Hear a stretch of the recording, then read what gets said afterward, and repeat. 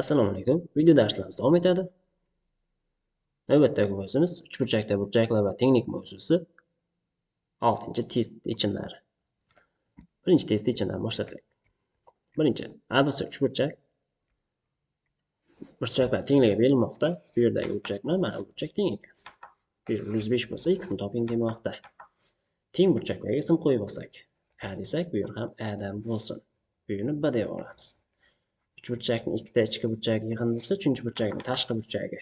Shunda a qo'shuvi barobar 105 gradusga deb olamiz. Endi uchburchakdan uchburchakning ichki burchaklari yig'indisi 180 gradusda bersin deya a qo'shib b qo'shib x teng bo'ladi 180 gradusga deymiz. A qo'shuvini joyiga 105 gradus qo'yib olamiz.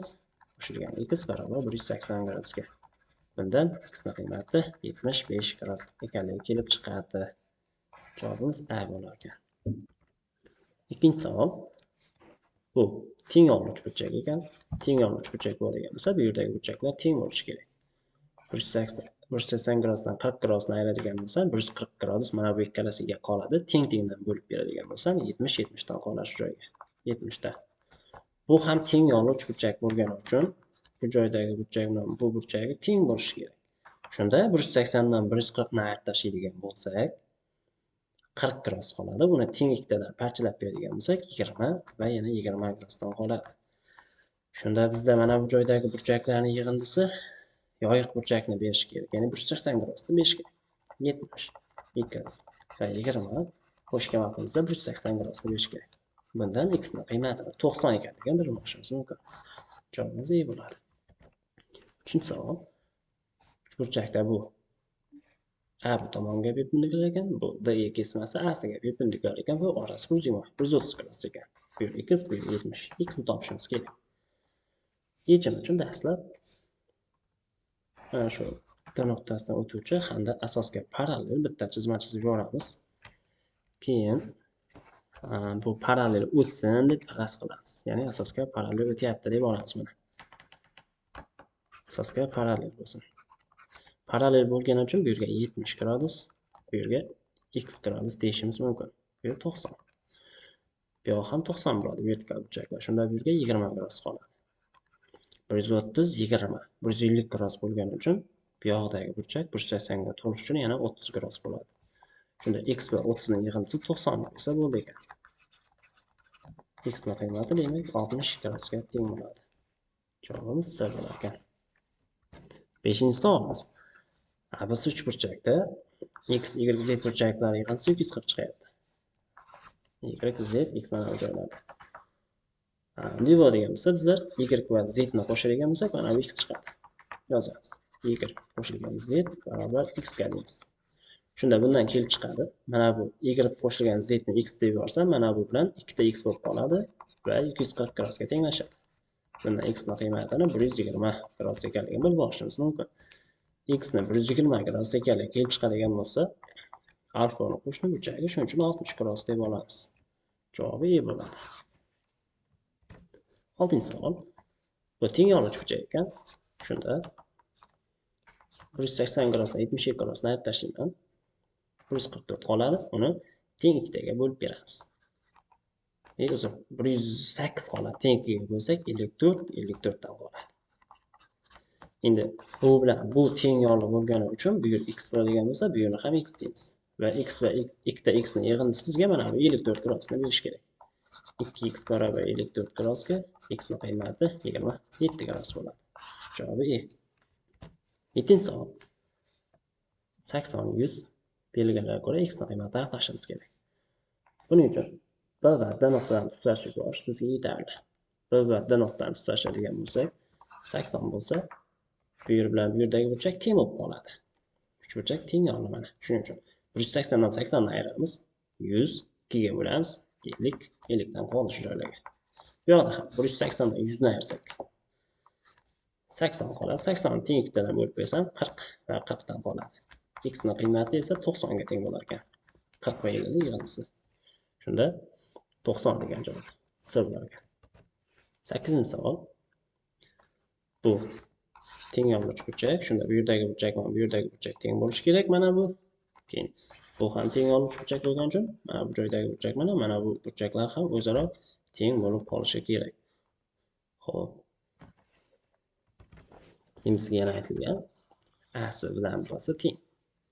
Mana bu a'si teng ekan, mana bu b'siga. Shunday bo'ladigan bo'lsa, bu yerdagi jami burchak bilan bu yerdagi burchak ham bir xil bo'lishi kerak-da. Bu yerni qandaydir a desam, xo'p, bu yerni mayli b deb tursam, bu yerdagi burchak a qo'shib b, bu yerdagi burchagimiz ham a plus b bo'lishi kerak. Keyin bu yerimiz ham a bo'ladi. Xo'p, davom etamiz. Endi bizda mana bu yig'indini 180 ga tenglab yuboramiz. A qo'shib b qo'shilgan 114 gradus teng 180 gradusga deymiz. Shundan a qo'shib b ning qiymati nechaga teng ekanligini bilib olishimiz mumkin.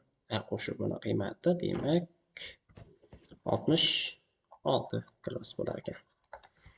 Endi mana bu yig'indini 180 bu 66 bo'lsa, bu 66 bo'lsa, ikkalasi 132 bo'lib ketadigan bo'lsa, ya'ni mana yozaman. 2 ta a plus b bo'ldi. 2 ta a plus b va 2 ta a plus b. Mana bu bitta b ning yig'indisi bizga necha gradusni berib qolishi kerak? B ning yig'indisi 180 gradusni berishligi kerak.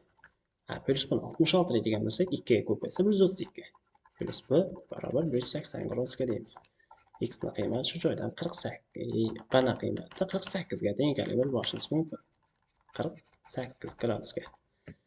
Endi keyin qiladigan ishimiz, b ning qiymati topgan bo'lsak, a ham o'z-o'zidan kelib qoladi. Bu yerga 48 qo'ysam, shunda bu yer 66 bo'lishi uchun nima bo'lishi kerak? 66 dan 48 ni ayirib tashlaymiz. Bunda 18 qoladi. 18 bo'ldi. Endi bizda bu a va 14 plus x uchalasi yig'indisi 180 ga teng bo'lishi kerak.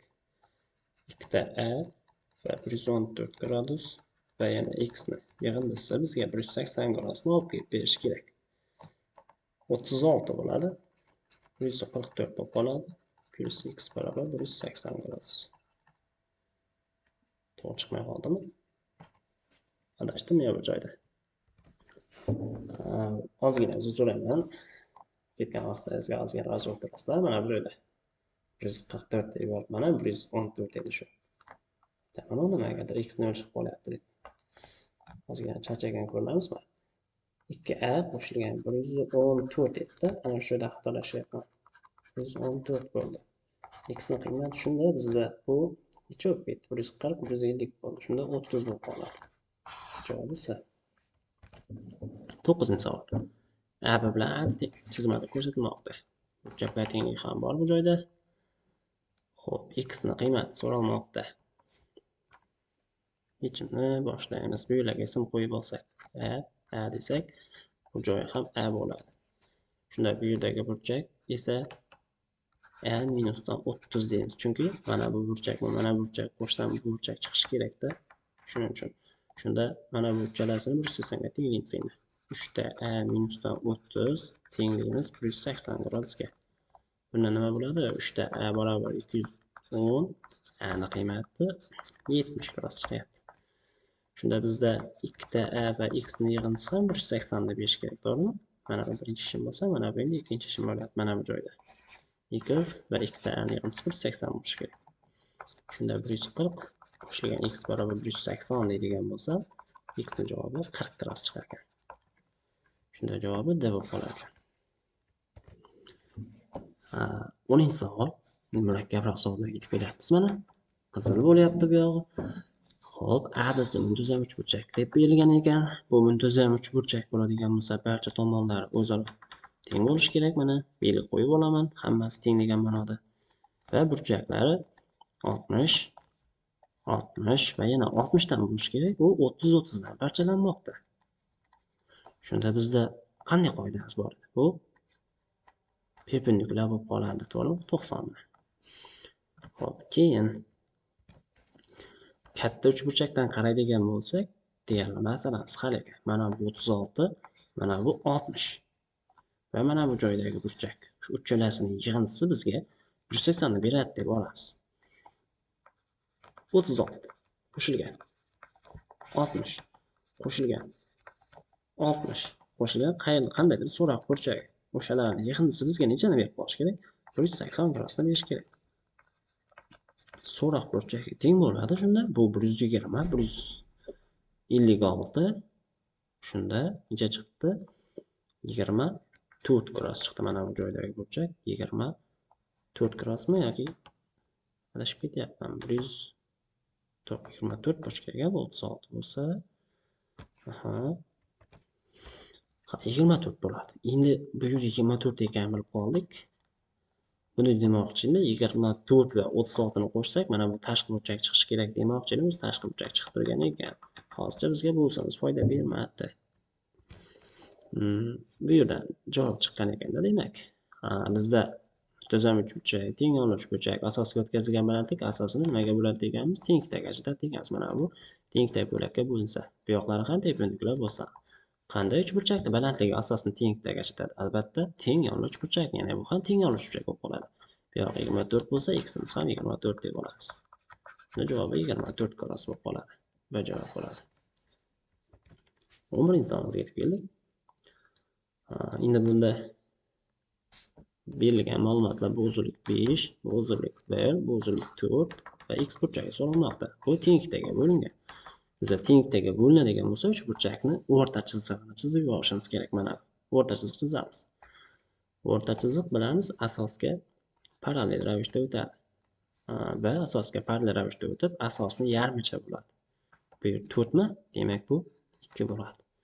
Yon tomonni ham tenglikdagi ajratadi. Bu jami bizda 6 bo'lyapti. Teng ikkitaga bo'lsa 3 dan. Yuqoriga 3, pastiga shunda x qolib ketadi.